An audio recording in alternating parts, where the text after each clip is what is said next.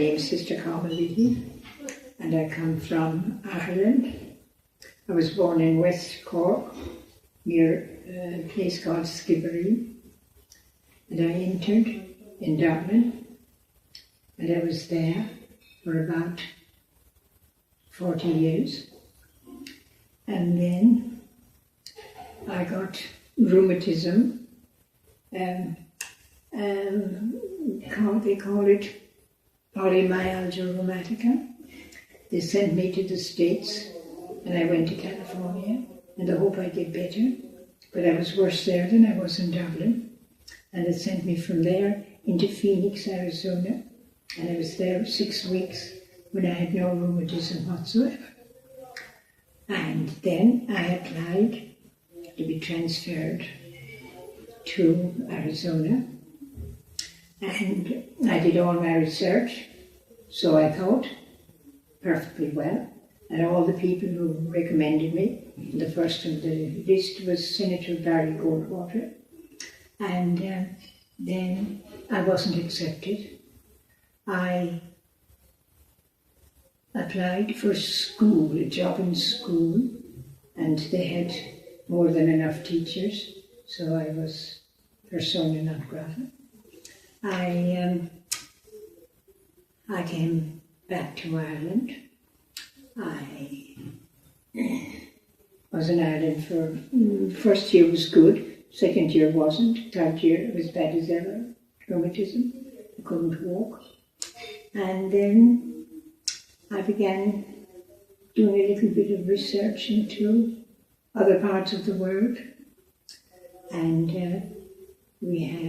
I found some place near Johannesburg would be very good if we didn't have a convent there, and our nearest convent was in Zimbabwe.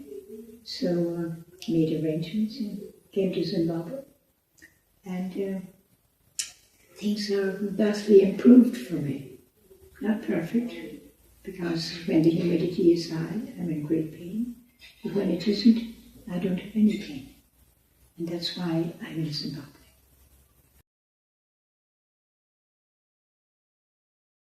Work here was teaching, so I got a job in school, and that was fine for everybody, fine for me. And I've been here ever since, teaching. Teaching officially, or doing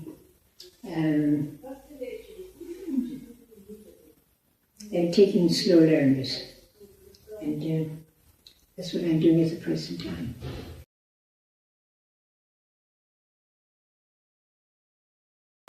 Well, it has been life-giving, I suppose I would say, because I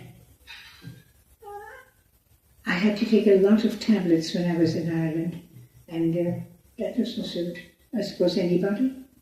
Didn't suit me anyway, and I didn't have that experience in Zimbabwe. Well, now a question like that takes me about a whole week, and then I'm satisfied with my answer after a whole week, but I don't think you will be waiting that length of time, so I won't be satisfied with my answer at all.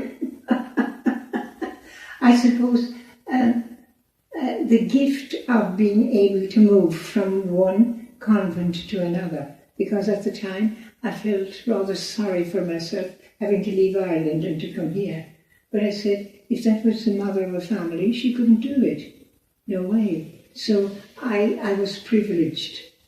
But having rheumatism and having a lot of pain, you don't associate the word privilege with it. But I say yes. If it was your case, I'd say yes, you're privileged. But saying it for myself is a different story.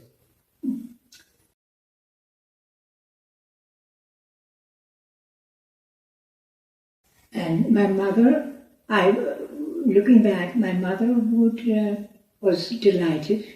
She didn't use those words, but I think she was praying that I wouldn't return, because at that time it was kind of a disgrace in the family if somebody didn't stay to the end. I heard a neighbour say about some young girl that returned. Oh, she turned her back on God. That was the thinking at the time. My father thought, oh God, will she ever come back? And my brothers didn't. I don't know, have they any thoughts about it? I would have missed functions there, functions in that convent. Somebody having a jubilee, somebody dying, somebody whatever. And I was with them on all those occasions, with them in my mind. Especially when somebody died, you know. But it was, no young person died, were elderly people. And the elderly people then were in their 70s.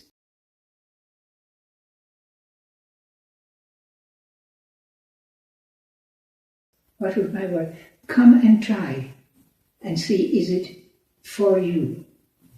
And because you'll never be satisfied afterwards. Because I think it's physically correct and it's mentally correct. Because it's a life that you don't know, and somebody tries to explain it to you, and you have to have some idea what it's like. Because we knew nuns and we went to school, the sisters who taught us, but they lived there up on the hill, and they came downtown now and again to do shopping. And we stepped off the footpath and left the footpath to them. We were polite, we were kind, but they were different. Now, we wouldn't have said odd, but we would have said different. And we would have laughed at them, not if our parents were around, but privately. And but still, we respected them. They stood for something that maybe we weren't quite sure, but we thought they knew. And it was a value, and it was a value that our parents had, and the whole neighbourhood had, and they were respected by all, I say, even though we would have stories and all the rest of it, but that was in our teenage, when we thought we knew everything.